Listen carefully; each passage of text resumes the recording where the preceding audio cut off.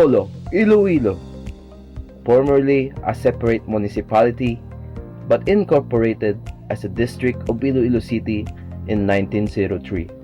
Molo is both old and historic and also known as the Athens of the Philippines and famous for its Gothic designs built by the Spaniards, and above all, it is one of the centers of religion, trade, and education in Visayas.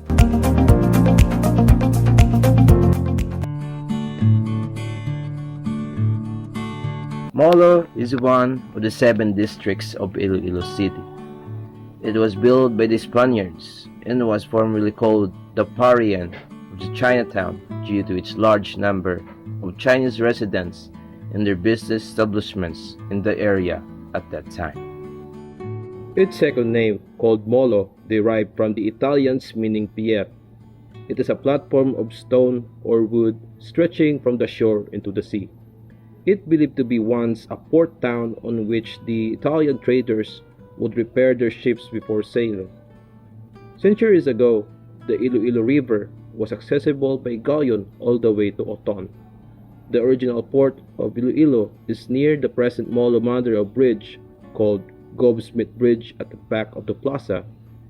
It was called Tabukan, or in other words, river crossing.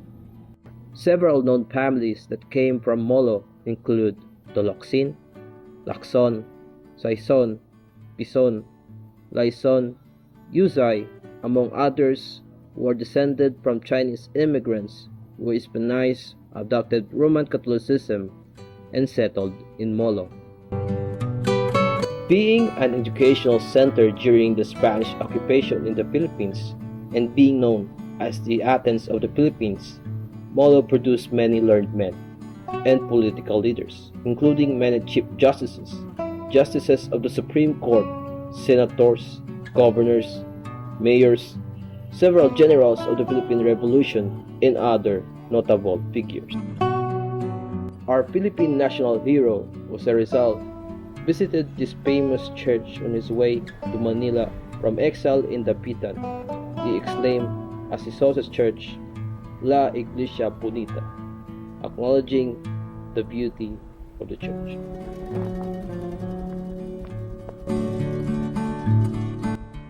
Molo's important economic center were a significant Chinese community attracted by the prospects of commerce in the area, established their residence and businesses.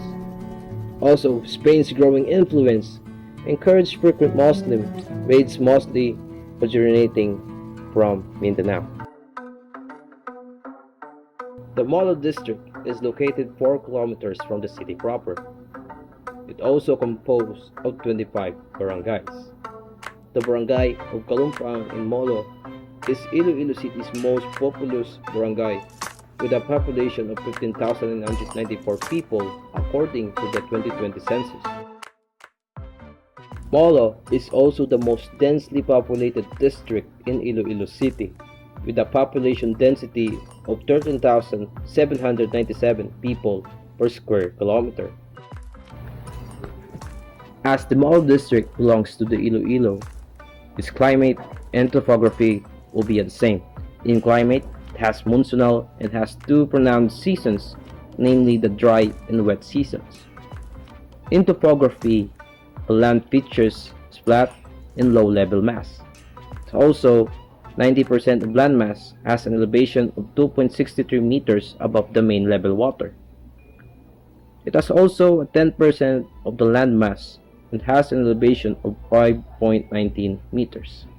Most of the livelihood here in Iloilo relies on fish and marine products, while tourists will find any restaurant offering a gastronomic treat of fresh seafoods and famous Ilonggo dishes such as lapas pachoy, chicken asal, and pancit molo. Places and buildings you should visit in Molo. Number 1. The Molo Church. Molo Church, officially called the St. Anne's Parish Church, was built from 1831 to 1888 under the direction of Don Jose Manuel Locsin.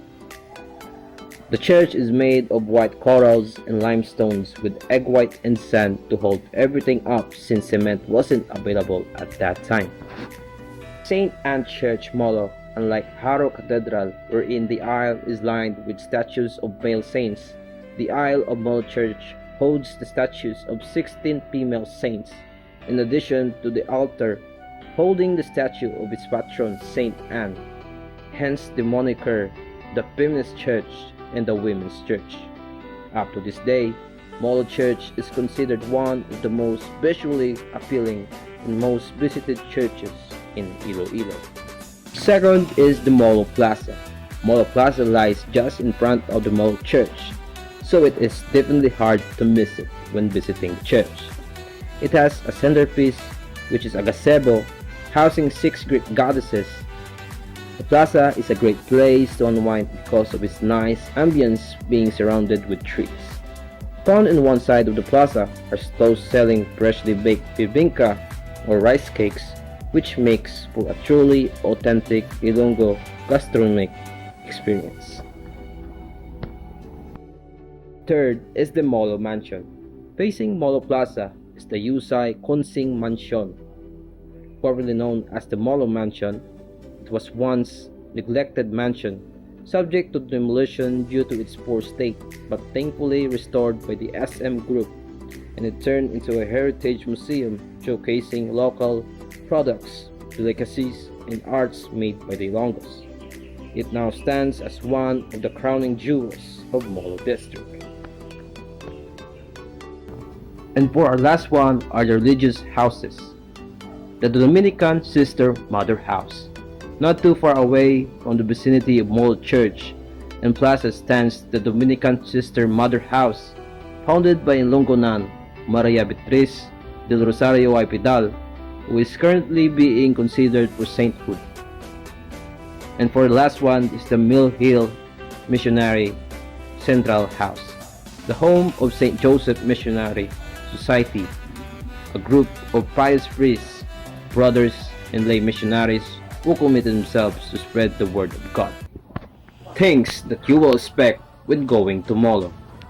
A Chinese soup adaptation that has conquered the Philippine gastronomy in the district's foremost contribution, Pancit Molo, is among the most loved soups in the country and for Filipino abroads.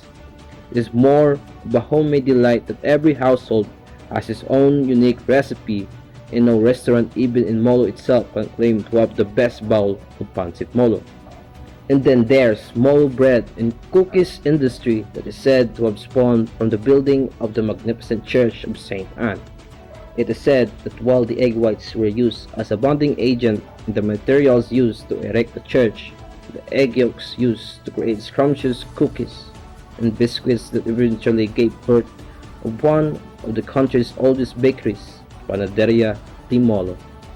Nothing much has changed in the way these goodies are made. They are still made by hand using some decades of mythologies. Molo Fiesta, celebrated on July 26th of the year. Molo Fiesta is celebrated in the honor of their patron, St. Anne. The celebration usually starts with a mass, followed by a procession. Molo is not just a part of Iloilo, but it holds and offers historical landmarks, heritage, homes, tasty and unique cuisine, a district with picturesque natural wonders, and the friendly locals will make this a destination that will feel like your second home.